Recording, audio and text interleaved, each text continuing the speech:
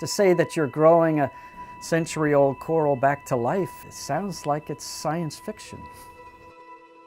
Most people don't realize the importance of the Florida Reef Track to South Florida, to the tune that it's a multi-billion-dollar value.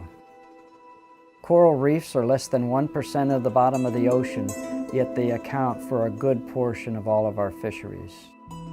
It's the habitat, it's the underwater forest and jungle. If we lose the jungle, we lose all the organisms in it. Regretfully, I've lived during a time where I looked at the two main corals that were out there on the reef as staghorn and elkhorn and watched them go from 98% coverage of the reef to less than 2%. But now we know that we can have an alternative. There is good news. People don't have to say it's all going downhill. We can make it go back.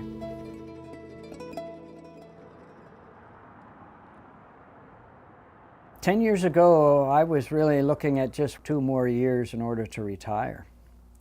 Once we saw that there is this new technology for restoration, I had to stay working and see this through. I really feel like a gardener in a greenhouse that is producing hundreds of trees by way of tissue culture. We're producing thousands of corals by micro-fragmentation. The technique is basically cutting them into as small a piece as possible. Something happens to this coral when it's broken that stimulates rapid healing and good growth. So each of these corals were started by starting it at a piece of about this size. And as you can see in this tank, it doesn't take long before in just a few months, they're already growing and multiplying 25 to 40 times the speed that has been recorded for coral growth in the past. Most of these are now filled out and are ready for outplanting back onto the reef.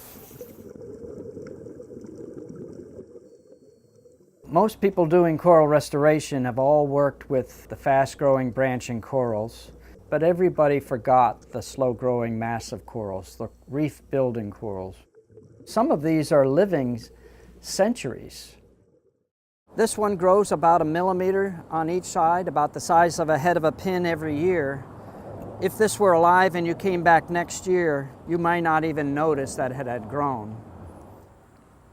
10 years ago, we almost needed a coral self-help group by scientists because things were going so dismal.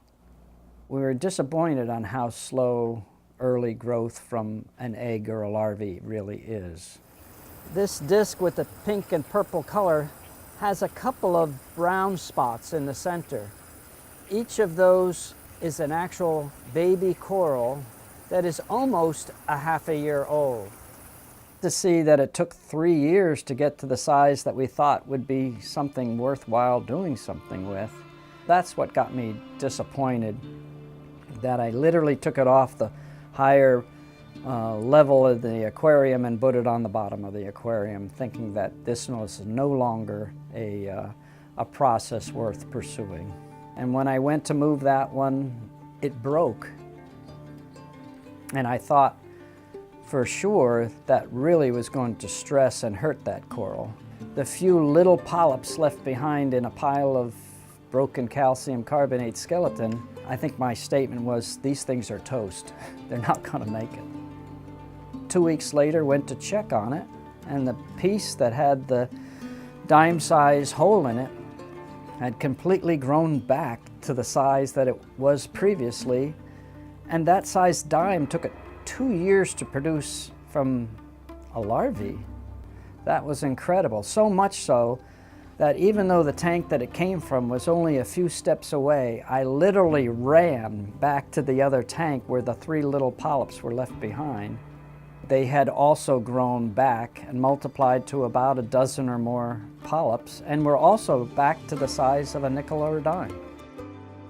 So then became the science, from the astonishment and the accident, is to then cut those again, simulate that one more time. And so we basically were on the road to just say, how small can we go? And the answer to that is we can cut it into just one polyp. These really are all our brothers and sisters. They'll actually start growing into each other and fusing back as one piece. This is that same style that was started by 4 similar pieces that just 9 months later grew together and fused into a coral that normally would have been a 15 to 25-year-old coral. We've lost 25 to 40% of the world's corals in just our lifetime. If we keep up this way and don't do anything about it, we may lose the other half of it just within the next 100 years. The major stressor is this elevated temperatures of our ocean seawaters and the ever-increasing amount of CO2 into the water to make it more acidic. Those 2 big factors are really the factors that will make or break our coral reefs in the future. This system actually simulates different temperatures and different pH levels of the water from what we are forecast that may be in place in 50 years from now and then also in 100 years from now. We'll see from the corals of the few species that are in here how they tolerate the future oceans. We've already noticed that of the different genetic strains of each species, there are many strains that are much more resistant and tolerant of higher temperatures and therefore diseases. So the work over the next few years will be to watch all the conditions to see which strains are the best for surviving in the future. These 10,000 corals, if they survive for 2 more years, will be ready to break into small pieces again, and each one produce maybe another 100 corals ready to plant. Before long, we're talking hundreds of thousands, and before long, we're actually using the word potentially planting 1 million corals in our lifetime. We are now producing corals faster than we can get permission to put them back out. Somebody said now, for $10 million, could you take the Elkhorn corals off the endangered species list? I'd say yes, it can be done. And it can be done in the next few years. How incredible. There's no reason as a worldwide we can't replace these corals and get our oceans back the way they used to be.